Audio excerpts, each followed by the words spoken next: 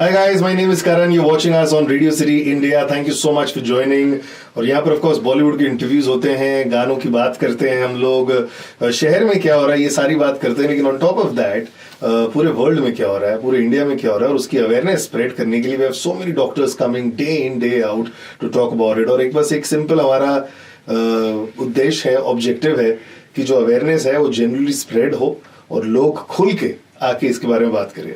और आज जिस चीज के बारे में बात करेंगे धीरे धीरे हम लोग उसके टॉपिक के उधर जाएंगे. But the guest who is joining me, इनके साथ मैं कुछ महीनों पहले या साल पहले एक जूम पे हमने बातें की थी. Now I am so happy to see him in the studio. Doctor Chinmay Patki, thank you so much for joining. And इनका इंट्रोडक्शन इतना जबरदस्त है कि आजकल की वर्ल्ड की जो टॉप इंस्टीट्यूट मानी जाती है वहां इन्होंने पढ़ाई की है. कॉर्नेल इंस्टीट्यूट ऑफ यूरोलॉजी, वहां से पढ़े हैं. न्यूयॉर्क यूएसए में है. गायनोकोलॉजिस्ट है, फर्टिलिटी स्पेशलिस्ट है, मेल फीमेल दोनों के लिए. And yes, mail fertility is the main topic जो हम लोग आज बात करने वाले हैं. मिनिमल एक्सेस सर्जन है एंड वेयर मेनी हैट्स. सो हम लोग धीरे धीरे सारी एक्सप्लोर करेंगे. Thank you so much sir again for joining. अपने स्केड्यूल से आप यहाँ पर आए हैं टाइम निकालकर. And the most proud thing जो अभी मेरे को रिसेंटली पता चली है कि you are the first doctor in Maharashtra जो AI एनेबल्ड टेक्नोलॉजी यूज कर रहे हैं. और AI को लिए बहुत सारे डिफरेंस ऑफ ओपिनियन है लोगों के. कुछ बोलते हैं अच्छा है, कुछ लोग बोल रहे बुरा है. But as doctors now AI कितना आपको हेल्प कर रहा है और ये क्या टेक्नोलॉजी, अगर आप बताना चाहें तो.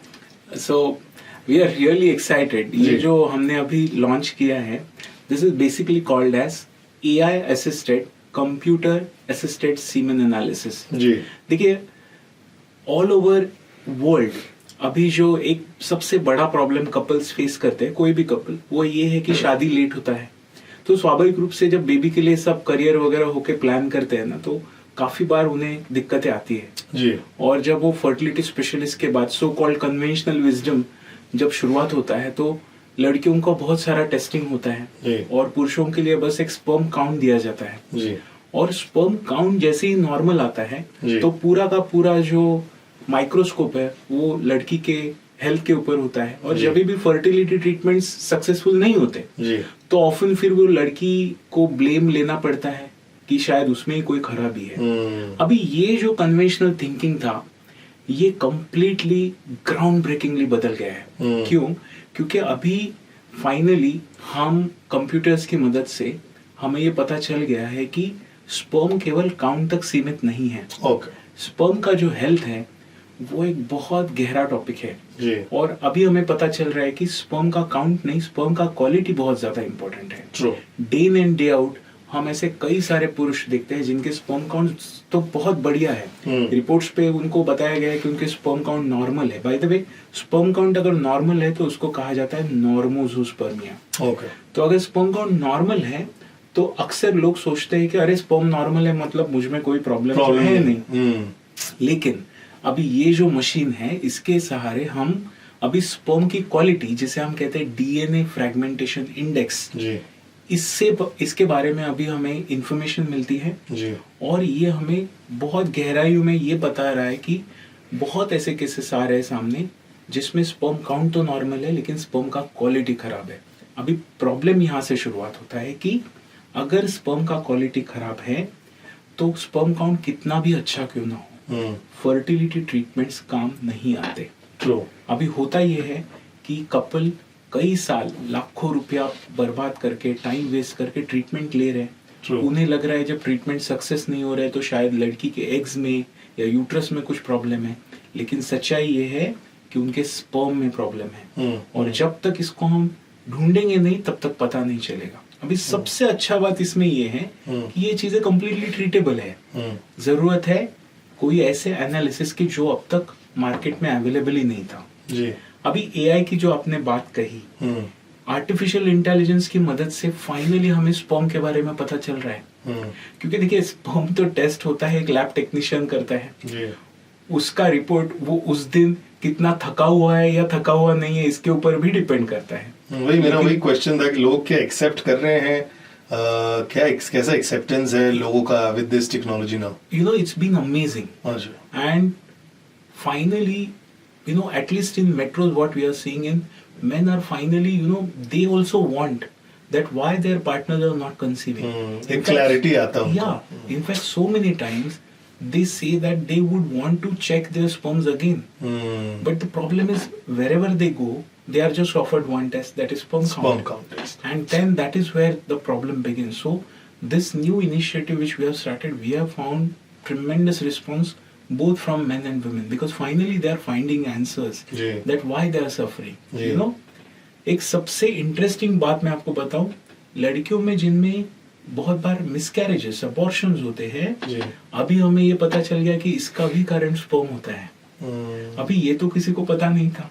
जब भी कोई लड़की का मिसकैरेज होता है तो अक्सर वो लड़की को ब्लेम किया जाता है, उसके ध्यान नहीं रखा, ट्रैवल किया होगा, जॉब पे जाते हैं, सुनते नहीं है. रीजन था स्पर्म.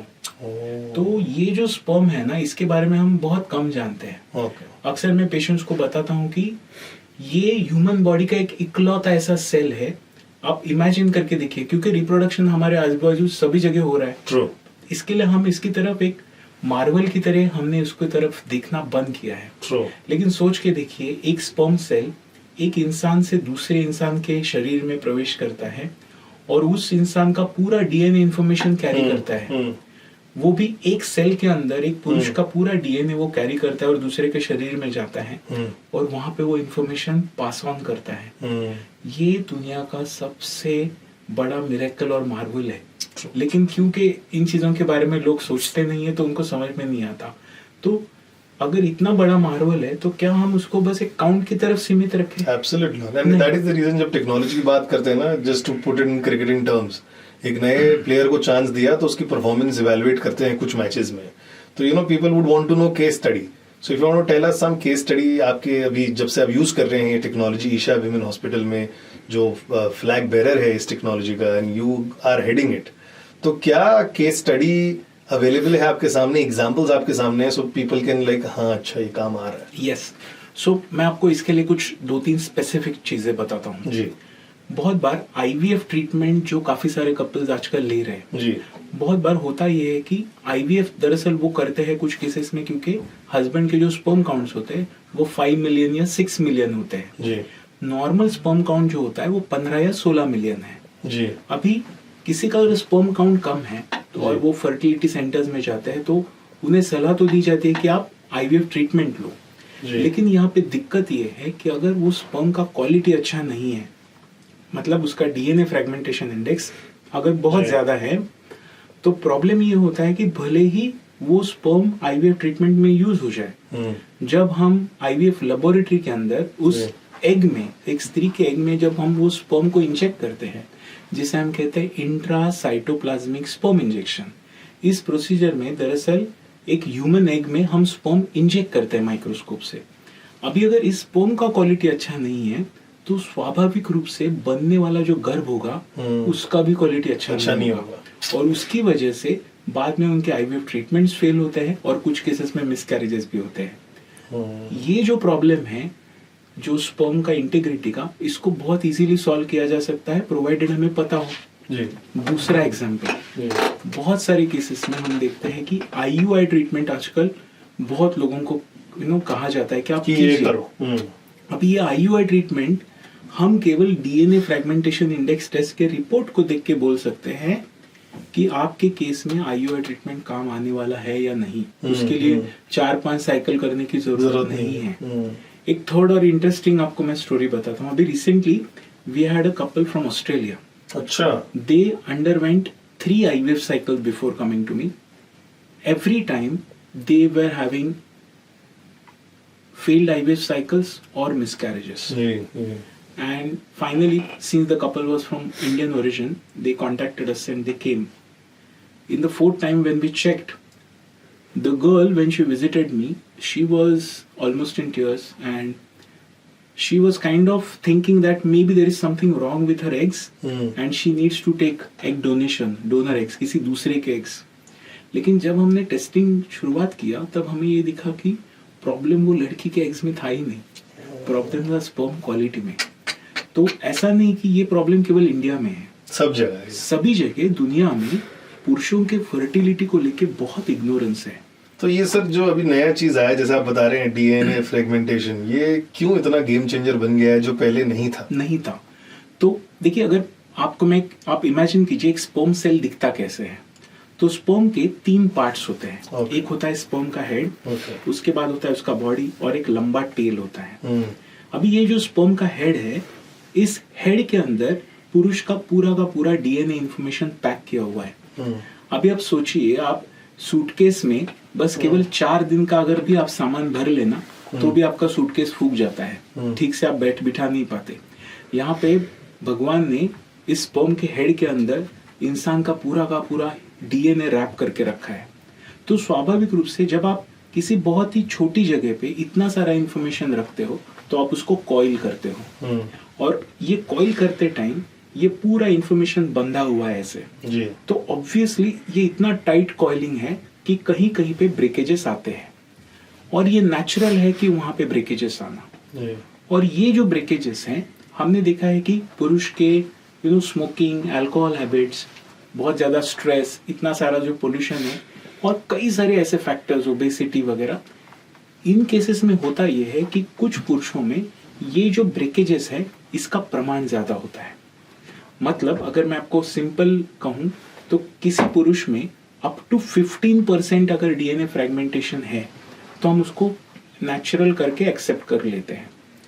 15 से 22% तक भी है तो भी हम कहते हैं ओके क्वालिटी है, हो जाएगा। लेकिन जैसे ही ये कट ऑफ 22.5 क्रॉस कर लेता है, उसके बाद स्पर्म का क्वालिटी अफेक्टेड होता है, और ये चीज नॉर्मल नहीं है। अभी अगर हम ये स्पर्म जिसका स्पर्म का क्वालिटी खराब है, फ्रेगमेंटेशन इंडेक्स टेस्ट 25%, 35% है, तो ऐसे केसेस में हमें पहले पेशेंट को ट्रीट करना होगा। कुछ अच्छे एंटीऑक्सीडेंट्स, डाइटरी, लाइफस्टाइल मॉडिफिकेशन से जब तक हम इस स्पर्म क्वालिटी को ट्रीट नहीं करेंगे ना, तब तक कोई भी ट्रीटमेंट काम नहीं आता। बहुत सारे कपल्स आजकल प्रेशर में होते हैं बेबी चाहिए करके, तो कन्वेंशनल अगर ट्रीटमेंट से बेबी नहीं हो रहा है तो उनको कहा जाता है कि आप आईवीएफ ट्रीटमेंट कर लो। लेकिन अगर स्पर्म का क्वालिटी इंप्रूव किए बिना आप आईवीएफ कर भी लोगे तो भी ये ट्रीटमेंट्स काम नहीं आएंगे, क्योंकि अगर स्पर्म का क्वालिटी खराब है तो स्वाभाविक रूप से पूरा का पूरा ट्रीटमेंट फेल होने वाला है। और ये महत्व है स्पर्म डीएनए फ्रेगमेंटेशन इंडेक्स का। इसलिए तो that's the reason we are doing this campaign called let's talk about him, because male infertility के बारे में जैसे आपने बताया कोई बात नहीं करता है, and this is such a shocker and revelation for me. और जो ये वीडियो देख रहा है कि बहुत सारे केसेस में जब मिसकैरेज होता है, जरूरी नहीं है कि it's female related problem, male का स्पर्म क्वालिटी भी खराब हो सकता है। So I want to talk lots and lots of thing about it, but important बात मेरे से ये आपसे शेयर करनी है। आपने जैसे बताया smoking, alcohol, stress, all can be the reason. क्या लेकिन बढ़ती एज के साथ मर्द का, मेल का स्पर्म क्वालिटी डिटोरिएट हो सकता है? Absolute yes. देखिए हमारे कंट्री में ना पुरुष का जो रिप्रोडक्टिव पोटेंशियल है, जो बच्चा बनाने की उनकी भी ताकत है, दरअसल उसको कंफ्यूज किया जाता है मैस्कुलिनिटी से। बिकॉज हमेशा मैंने सुना है कि लड़की को बोलते थे कि भाई 30 के पहले कर ले, लड़के का एज आज तक कभी इसने पूछा ही नहीं है।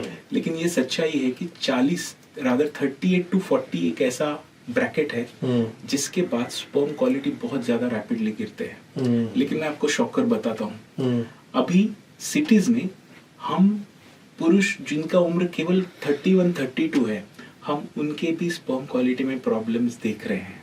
सो ये लाइफस्टाइल तो है ही, but apart from that do you think also बहुत सारे जो लड़के हैं बिफोर शादी या आफ्टर शादी जब सेक्स करते हैं तो दे यूज प्रोटेक्शन, तो वहां पर भी बहुत इजैकुएट हो जाता है, या मास्टरबेट करते हैं वहां पर भी इजैकुएट हो जाता है। So this also hampers the quality of the sperm? Not really. Okay.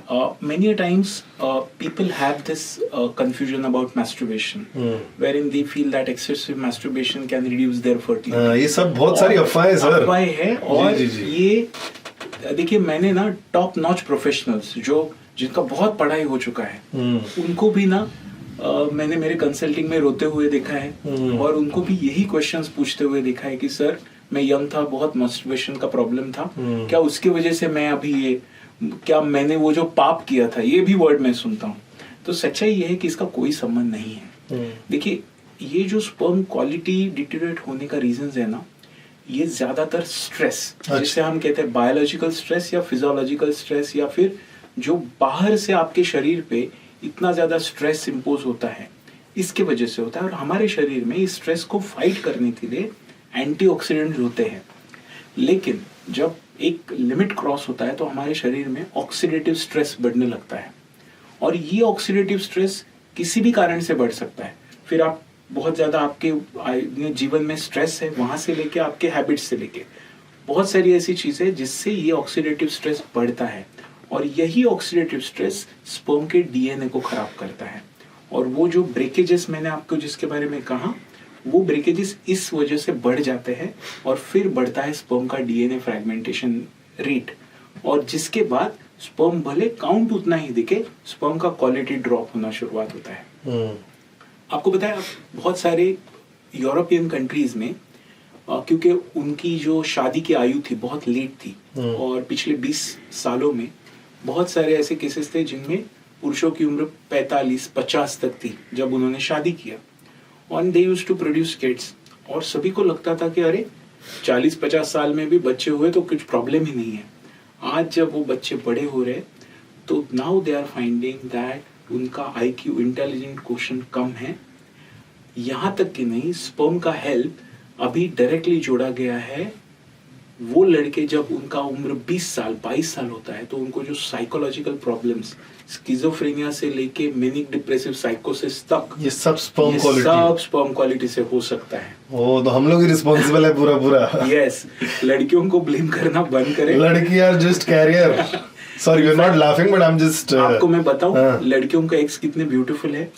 लड़कियों के एग्स में इतना मैजिक तक है कि वो खराब स्पर्म को बेहतर कर सकते हैं। क्या बात, जैसे कि आपके जीवन में शादी के बाद कोई लड़की आपका जीवन सुधारती है, ये वायरल होना चाहिए पार्ट। ये वैसे ही वो एग उनके स्पर्म को सुधारता है। नया रिसर्च ये कहता है कि जब वो स्पर्म एग के अंदर जाता है तो वो एक पूरी कोशिश करता है कि वो स्पर्म को संभाल के ले, उसका क्वालिटी बेहतर बनाए और एक अच्छा गर्भ बनाए। लेकिन उस एग की भी एक कैपेसिटी है, जब स्पर्म इतना खराब हो जाए कि उसको वो सुधरने के लायक ही ना हो, तब जाके खराब एम्ब्रियो बनता है। और इसके बारे में लोग क्या, बहुत सारे डॉक्टर्स भी इसके बारे में नहीं जानते कि तो, एग इतना पॉजिटिव इम्पैक्ट करता है स्पर्म के। तो जो लोग नेचुरली कंसीव करते हैं, स्पर्म तो जैसा जा रहा होता है, and there is billions and zillions of it. तो ऐसा हो सकता है कि एक मर्द में परसेंटेज तो मुझे नहीं पता, आप बता पाएंगे, मैं तो खाली ऐसे ही बोला 50% गुड क्वालिटी भी हो सकता है और 50% ओके क्वालिटी भी हो सकता है। ऐसा तो नहीं कि पूरा 100 या पूरा 100 बैड ही होगा। तो अभी हम जिस चीज की बात कर रहे हैं हम उसको कह रहे हैं ऑक्सीडेटिव स्ट्रेस। अच्छा, तो आपके शरीर में जितने भी स्पर्म प्रोडक्शन हो उसमें ज्यादातर, पहले तो याद रखिए कि अगर स्पर्म आपके पास 100 है तो नेचर ये डिमांड करता है कि केवल 4% नॉर्मल है तो काफी है। ओके।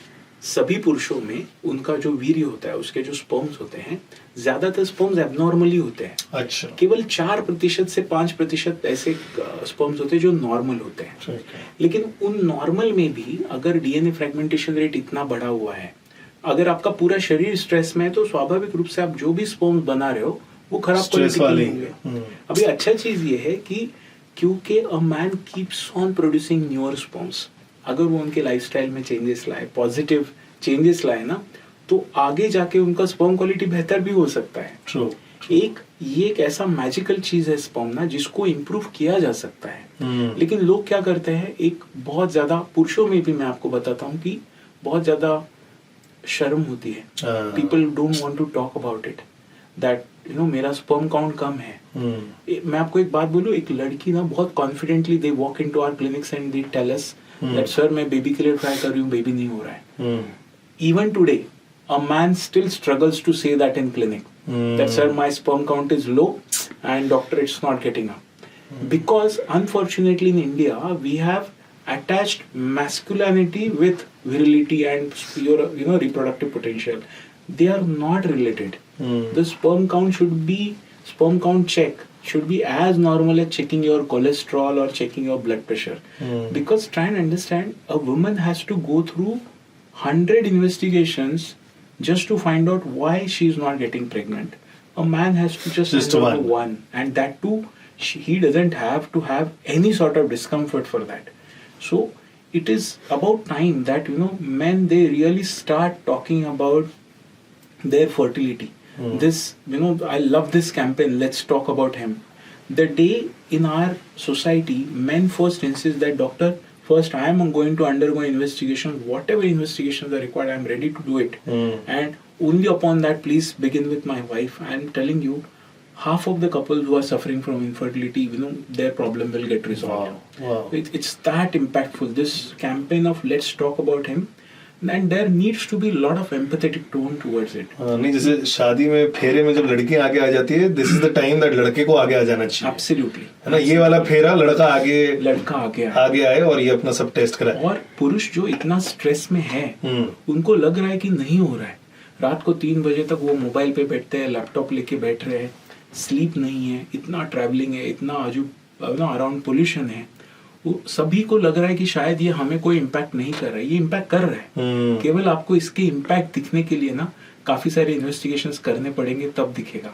तो सर मेरे को बस ये बेसिक सिंपल यही जानना है. आप बता रहे हैं कि टेक्नोलॉजी इतनी जबरदस्त आ गई है जिससे बहुत सारी चीजें डिटेक्ट हो रही है, डीएनए फ्रेगमेंटेशन टेस्ट आ गया, उससे भी समझ में आ जाता है. कितना इजी है for a man to come and do this test? जैसे कि आप बोल रहे हैं कि ब्लड प्रेशर, कोलेस्ट्रॉल जैसे टेस्ट करना चाहिए, ये कितना इजी है? So I give you fantastic answer. और रिजल्ट कितना फास्ट आता है? सो लेंसुक X12 Pro करके ये डिवाइस है जिसका ये नाम है. When a man gives me his sample, I can give him result in 3 minutes. बस in 3 minutes. क्या बात है, 2 मिनट में नूडल भी नहीं बन रहा है. Yes, in 3 minutes I can give him entire information about his sperm, and that too which is a data driven by intelligence. A traditional technician which is called as andrologist, they can never be that precise what machines can. It is simply not possible for human eye. This particular machine screens 3,000 sperms in one go.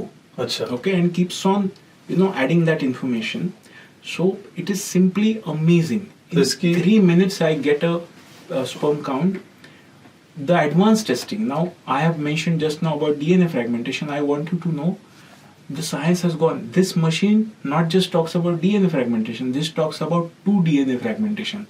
One is whole DNA fragmentation and the other is double DNA fragmentation. Now this is the only machine which calculates that double DNA fragmentation index. Why it is important?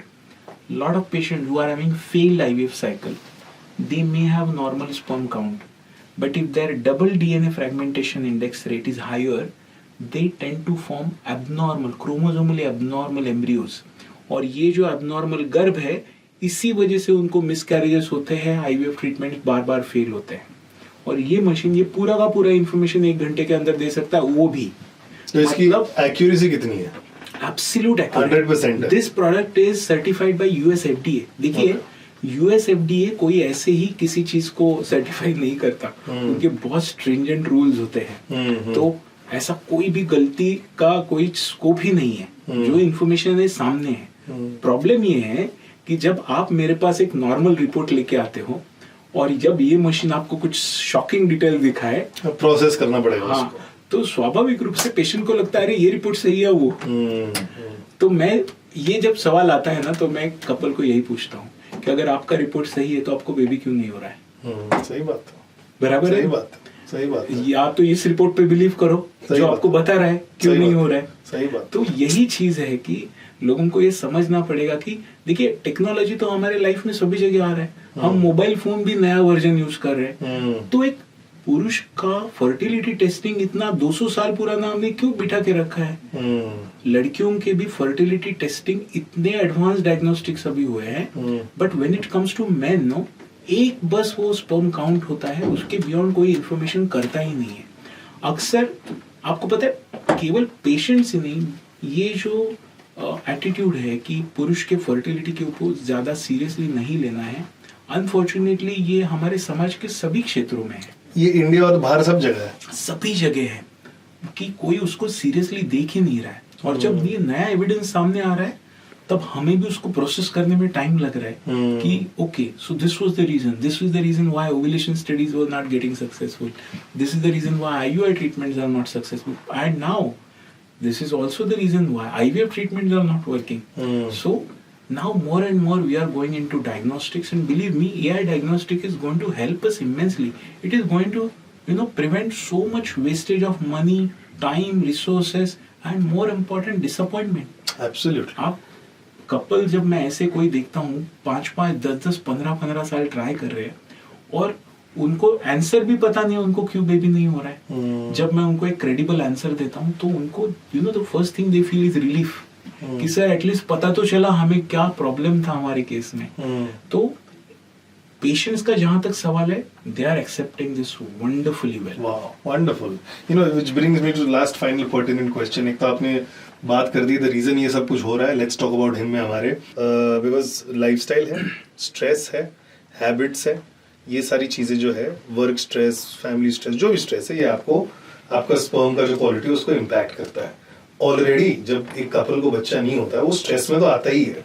So while giving you that sperm test के लिए आपको लगता है वो quality तभी तो खराब होगा, स्ट्रेस में तो दे रहा है वो, और ये स्ट्रेस उसके साथ हमेशा रहने वाला है। तो सवाल ये है कि उस स्ट्रेस को कम कैसे किया जाए। वही mental health comes a very important topic. और पुरुष के मेंटल हेल्थ में कोई बात नहीं करता। It takes a lot of time for people to understand that men are also under immense stress. It's just that they don't talk about it. Yeah.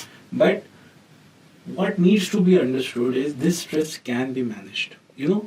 Lifestyle changes are about time that we Indians, we have to incorporate those. There was a time when we were working and not taking care of our health. But now, if it is even impacting our reproduction, India में ना इस reproduction को लेके मजाक था।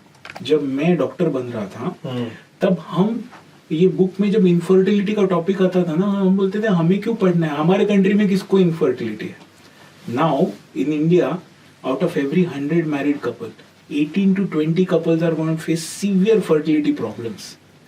इतना important है ये स्ट्रेस। और क्यों फिर ऐसा हुआ कि पिछले 2 दशकों में इतने सारे, अभी हमारे जो भी सुनने वाले ऑडियंस है उसमें से हर एक आदमी कम से कम 5 लोगों को ऐसे जानता होगा जो बेबी के लिए ट्राई कर रहे हैं और नहीं हो रहा है, ट्रीटमेंट ले रहे हैं नहीं हो रहा है, यंग कपल्स। तो हर एक के लाइफ में जब सेम प्रॉब्लम ही है तो स्वाभाविक रूप से ये प्रॉब्लम कोई बीमारी नहीं है, ये प्रॉब्लम लाइफस्टाइल प्रॉब्लम है। और as a society we will have to provide that safe space to men first to talk about their problems, and then to understand that okay, if this is the reason for stress, then they have to negotiate with it. They have to start exercising, they have to start eating well, they have to start taking care of their health, which men are not doing. I'm sorry to say, they are not doing. They are spending a lot of money on clothes and apps and mobile phones, but when it comes to investing in their health, वहाँ zero डाल रहे हैं, वहाँ पे zero है। Gym का membership भी कोई भरने को तैयार नहीं है। Forget about health. सो याद रखिए कि ये जो चीजें हैं इसको अभी हमें टैकल करना होगा, क्योंकि पुरुषों का वंध्यत्व, पुरुषों का इनफर्टिलिटी बहुत बढ़ रहा है। It's about time that we start talking about him along with her. Absolutely, and that is the reason we are doing this campaign. Thank you so much, Dr. Chinmay, for joining. और let's talk about him में यही है ना मोटा कि देखो sir तो बता रहे हैं कि लाइफस्टाइल चेंज बहुत ज़्यादा इंपॉर्टेंट है, आपकी हैबिट्स बहुत ज़्यादा इंपॉर्टेंट है। और जब भी आप कंसीव करने जा रहे हैं, भगवान करे प्रॉब्लम ना हो, अच्छे से कंसीव हो जाए, बट कंसीव हो भी गया उसके बाद भी जानना अच्छा है यार, इन्फॉर्मेशन अपने पास रखना जरूरी है, अपने बॉडी की इन्फॉर्मेशन है तो रखना जरूरी है। सो आई थिंक एवरी मर्द, जैसे सर बोल रहे हैं ना कि फीमेल का एग इतना ब्यूटीफुल है कि खराब को भी अच्छा बनाने की क्षमता रखता है। So we should be very thankful कि हमारे लाइफ में औरतें हैं, वरना तो पता नहीं बच्चे कैसे होते अगर हमारे पे डिपेंड होते। So it's important you get yourself tested, जैसे ब्लड प्रेशर चेक कराते हैं, कोलेस्ट्रॉल चेक कराते हैं, ब्लड टेस्ट कराते हैं, ये बातें इतनी ही नॉर्मल हो जानी चाहिए, बिकॉज ये नॉर्मल बातें हैं। शादी के बाद बच्चा करना ये नॉर्मल बातें हैं, तो इसको भी नॉर्मलाइज करना is very important. And let's talk about him में हमेशा औरतों की नहीं, आपकी भी रिस्पॉन्सिबिलिटी आएंगी। Thank you so much for watching us and keep following us for more interviews on radio city India.